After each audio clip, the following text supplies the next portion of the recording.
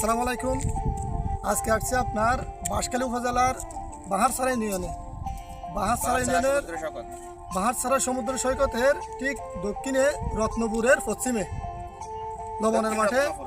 লবণের মাঠে এখন সরাসরি আছি মাঠ পর্যায়ে। এবার সাথে কথা বলবো আসলে লবণগুলো কীভাবে উৎপাদন করে, বাজারজাত কীভাবে করে, এদের লাভ হচ্ছে কিনা লস হচ্ছে, এসব বিষয়গুলো আমরা জানার জন্য আজকে একদম মাঠ পর্যায়ে চলে আসছি। আসসালামু আলাইকুম, ভালো আছেন? আচ্ছা, এখানে আজকে জিজ্ঞেস করবো আপনারা লবণগুলো কীভাবে উৎপাদন করেন, যদি আমাদেরকে একটু বলেন। কাগজ বিষয় দিলে এখানে সমুদ্রের পানিগুলো ঢুকে যাবে। সমুদ্রের পানিগুলো কয়দিন রাখতে হয় এখানে? না, ওগুলো এখান থেকে আনতে হয়। হ্যাঁ, এক সপ্তাহ। মানে এখানে কাগজ এখানে এক সপ্তাহ থাকে না।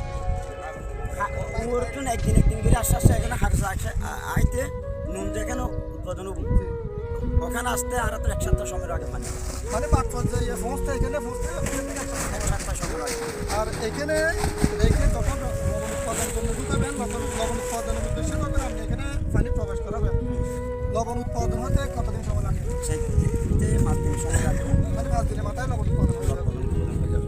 যদি মানুষ দিয়ে সমান করতে হয়, হ্যাঁ সমান করি আর তুমি একটা দিই লবণ উৎপাদন করি, মানে লবণ উৎপাদন করে আর ব্যয় করতে হবে। আচ্ছা, এখানে বাজারজাত কীভাবে করেন?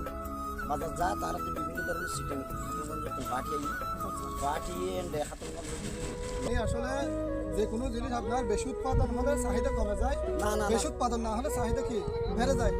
আমি একটু বুঝতে চাইছি আসলে কি, মানে বেশি উৎপাদন হওয়ার কারণে এরকম হয়েছে নাকি এমনিতেও দাম কমায়? এমনি দাম করা কিন্তু সেটা ন্যায্য মূল্য পাচ্ছে না। লবণ উৎপাদন করতে অনেক কষ্ট হয়, বিভিন্ন ধাপে ধাপে লবণগুলো উৎপাদন হয়, কিন্তু আসলে মার্কেটে গিয়ে তারা সে পরিমাণ দাম পাইতেছে না। যাই এরা এখন লসের মধ্যে আছে। এইভাবে যদি ভবিষ্যতে চলতে থাকে তাহলে এরা কীভাবে লবণ উৎপাদন করবে?